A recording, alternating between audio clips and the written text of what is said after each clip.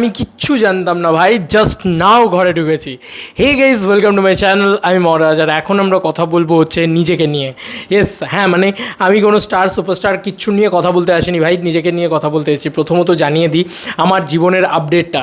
আমি just now Gangtok বলো বা সিকিম বলো সেখান থেকে ফিরেছি, ঠিক আছে, জাস্ট নাও। অ্যান্ড ফ্রেশ হয়েছি, চান করেছি, তোমাদের সামনে বসে গিয়েছি। কেন বসে গিয়েছি তার কারণ হচ্ছে বস তোমাদেরকে তো আপডেটগুলো দিতে হবে। আমি তো খারাপ হচ্ছে কারণ আমাকে অনেকে বলছে যে তুমি এখন তো বন্ধ রাখো ভিডিও করা, তুমি এখন তো বন্ধ রাখো বাংলাদেশ নিয়ে ভিডিও করা, তুমি এখন শাকিব খানকে নিয়ে বিনোদনের ভিডিও বানাচ্ছ, এরকম অবস্থা বাংলাদেশের।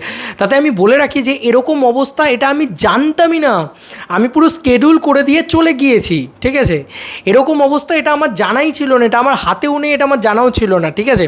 তাই এটা কি করব বলো তো, কিছু করার নেই আমার। কিন্তু মানে অ্যাকচুয়ালি এটা আমার মানে আমি 28টা মতন ভিডিও আমি রেডি করে দিয়ে দুটো চ্যানেল মিলিয়ে চলে গিয়েছি, ঠিক আছে। এবার চলে গিয়েছি, ওখানে নেটওয়ার্ক একদম নেই, ঠিক আছে বন্ধুরা, তোমরা বোঝো।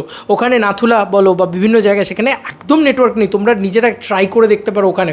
তো যেহেতু নেটওয়ার্ক নেই সেহেতু আমি জানিও না যে এক্স্যাক্টলি অন্য জায়গায় কী ঘটছে। ও নিজের মতন ভিডিও আপলোড করে যাচ্ছে, ইনফ্যাক্ট কি আজকে যে ভিডিওগুলো আপলোড হচ্ছে সেগুলোও নিজের মতন ইউটিউব আপলোড করে যাচ্ছে। আমি শুধু স্কেডিউল টাইমিং করে দিয়ে চলে গিয়েছিলাম, ঠিক আছে। এবার অনেকেই বলতে পারে কন্টেন্ট খারাপ, কন্টেন্ট ভালো, ঠিক আছে, বাট বাংলাদেশের যে পরিস্থিতিটা এখন হয়েছে আমি জানি, ছাত্র আন্দোলন বা বিভিন্ন যেটা চলছে, এক্স্যাক্টলি বিষয়টা যেহেতু আমি জানি না, রাজনৈতিক বা পরিবেশক জিনিসটা আমি যেহেতু জানি না, সেহেতু ওটাকে নিয়ে আমার ভিডিও তৈরি করাও উচিত হবে বলে আমার মনে হয় না। বা আমি যদি জানতে পারি তাহলে হয়তো পরবর্তীতে ভিডিও তৈরি করব, সেটা পরের বিষয়। কিন্তু তোমাদেরকে তো এই আপডেটটা দেওয়া উচিত ছিল যে আমি বিষয়টা না জেনেই আমার কন্টেন্টগুলো জাস্ট মানে আপলোডেড আছে, সেগুলোই জাস্ট পোস্ট হচ্ছে পরপর। প্রথমত বাংলাদেশ নিয়ে ক্লিয়ার করলাম। অনেকে বলছে খাদানের কেন আপডেট দিচ্ছ না ভাই। আমি রাস্তায় দাঁড়িয়ে, গ্যাংটকের রাস্তায় দাঁড়িয়ে, পেদুংয়ের রাস্তায় দাঁড়িয়ে, সেখানে দাঁড়িয়ে পর্যন্ত দেবদার আপডেট দিয়েছি। যখনই দেখতে পেয়েছি সঙ্গে সঙ্গে দিয়েছি। অন্য যে কোনো চ্যানেলের আগে দেওয়ার চেষ্টা করেছি, তাও বাইরে সিকিমের ভিতরে দাঁড়িয়ে, কারণ গুরুকে এখান থেকে ভালোবাসি। তাই দেবদার আপডেট কিন্তু আছে, খাদানের আপডেট আছে, সেগুলো দেবো, আরও দেবো। অবশ্যই একটু ফিরতে দাও, একটু রেস্ট নিতে দাও, একটুখানি মানে ধাতস্থ হতে দাও প্লিজ। আমি এটুকু তোমাদের কাছে হাত জোর করছি। এবং তোমরা যারা দেখেছো তারা দেখেছো, জানি না কতজন দেখেছো, যে আমি তো এখন চেকও করা হয়নি, আমি মানে স্টুডিওও খুলে দেখিনি, যে কারণে আমি তোমাদেরকে বলছি। আমি জাস্ট কমেন্ট সেকশনগুলো চেক করছিলাম, আমার দেখে মনে হচ্ছে যে মা তোমরা আমাকে কেন ভুল বুঝছো। আমি তো ছিলামই না মার্কেটে, মানে আমি তো এখানে আউট অফ স্টেশন ছিলাম, এবং আমি এখানে কি ঘটছে, বাংলাদেশে কী ঘটছে আমার কাছে কোনো আইডিয়া ছিল না, বিশ্বাস করো। আমি পুরো কাট অফ হয়ে ঘুরছিলাম, ওখানে নানান ধরনের ভ্লগ টক তৈরি করছিলাম, আনন্দ মস্তি করেছি, নিশ্চয়ই করেছি, কিন্তু সেটা তো পুরোপুরি আলাদা বিষয়, তাই না। যাই হোক, এটা একটা বিষয় গেল। আচ্ছা, যেহেতু আমি ওখানে দাঁড়িয়ে করেছি, আমি দেবদারটা বললাম, ওখানে দাঁড়িয়ে আপডেট পেলে সঙ্গে সঙ্গে দেওয়ার চেষ্টা করেছি। ওখানে দাঁড়িয়ে বসে আমি সঙ্গে সঙ্গে রাস্তায় দাঁড়িয়ে, ওইখানে নেটওয়ার্ক নেই একদম, তার মধ্যেখানে একবার এই মোবাইল দিয়ে একবার ওই মোবাইল দিয়ে আপলোড করে এ করে ও করে সেই করে করেছি, ঠিক আছে। তো প্লিজ ভেবো না যে এবং তুমি কেন বানাচ্ছ না বা খাদান নিয়ে কেন ভিডিও বানাচ্ছ না, ভাই আমি নেই।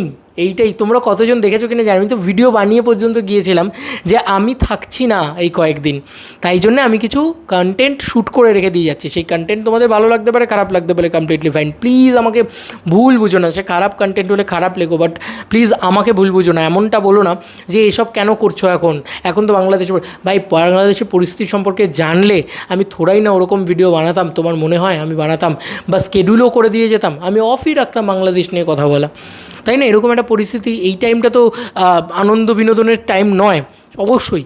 এবং তার সঙ্গে সঙ্গে দেবদার আপডেটও কিন্তু আমি সঙ্গে সঙ্গে দিচ্ছি। এবার কোনটার নোটিফিকেশান আসছে কোনটার আসছে না সেটা তো জানি, কারণ আগেরগুলো তো সব স্কেডিউল করা রয়েছে, ওগুলোকে তো কিছু চেঞ্জ করতে পারছি না। নতুনটা যেটা আপলোড হচ্ছে ওটা ধরো আপলোড আর্ধেকটা হয়ে ফাট করে কেটে গেল, নেটওয়ার্ক নেই, আবার কোথায় গিয়ে আবার একটুখানি নেটওয়ার্ক পাচ্ছি, তো আবার একটু ওখান থেকে আপলোড হচ্ছে, এই করতে করতে থাম্বনেল বানিয়ে দিলাম, আপলোড হলো, যা পুরো উড়ে গেল, 1-2 ঘন্টার জন্য নেটওয়ার্ক নেই। আবার কিন্তু যখন আমার নেটওয়ার্ক আসছে তখন গিয়ে যে আমি ওই স্কেডিউলগুলোকে চেঞ্জ করে এইটাকে আপলোড করবো, এইটা করতে পারছি না। তো এরকম একটা পরিস্থিতি, কারণ আমি সবাই জানে যারা পাহাড় যায় বা যারা এরকম সিকিমের দুর্গম জায়গায় যায় তাদের তো মানে নেটওয়ার্ক থাকবে না, এটাই কোয়াইট ন্যাচারাল, এটাই স্বাভাবিক। তো তোমরা দেখতেই পেয়েছো যে আমি ভ্লগও একটাও আপলোড করতে পারিনি, ঠিক আছে। শিলিগুড়ি থেকে একটা জাস্ট রাত্রিবেলা বসে 2:10 আমার ট্রেন নামিয়ে দিয়েছিলো, তাই জন্য রাত্রিবেলা বসে এডিট করে ওটাকে আপলোড করে দিয়েছিলাম শুধু, আর কিচ্ছু করতে পারিনি। শিলিগুড়ির বাইরে বেরিয়েছি তো পুরো উড়ে গেছে। তো একটুখানি বোঝো আমি একটু পাহাড় লাভার, তো সেই কারণে আমি পাহাড়ে গিয়েছিলাম, তাই হয়নি, তাই প্লিজ ভুল বোঝো না। বারবার একটাই কথা বলবো, আসবে ভিডিও, কাল থেকে একদম প্রপার ভিডিও আসবে বলতে পারি। আজকেও আমি একটু রেস্ট নিয়ে নিই, ট্রেন জার্নি করেছি, ডাবল ট্রেন জার্নি করেছি বলা যেতে পারে, কারণ ট্রেনটা এসে ব্যান্ডেলে দাঁড়িয়েছে, ব্যান্ডেল থেকে আবার লোকাল ট্রেন ধরে এসেছি, জাস্ট চান করেছি, একটু খাবো, একটু ভাত খাবো, খেয়ে একটু রেস্ট নিয়ে নিই, দেন তারপরে নিশ্চয়ই তোমাদের সাথে আবার কথা হবে, ভালোভাবে কথা হবে। আমি খুব শীঘ্রই লাইভে আসতে চেষ্টা করছি, হতে পারে আজ রাত্রি হয়তো লাইভে চলে এলাম, বা কালকে সকালবেলা লাইভে এলাম, বা কালকে লাইভে চলে এলাম। লাইভে আসা দরকার একটা, ভালোভাবে তোমাদের সাথে অনেকদিন কথা হয়নি, ভালোভাবে কথা বলতে হবে। চলো বন্ধুরা, নতুন কোনো ভিডিওতে দেখা হবে, বাই।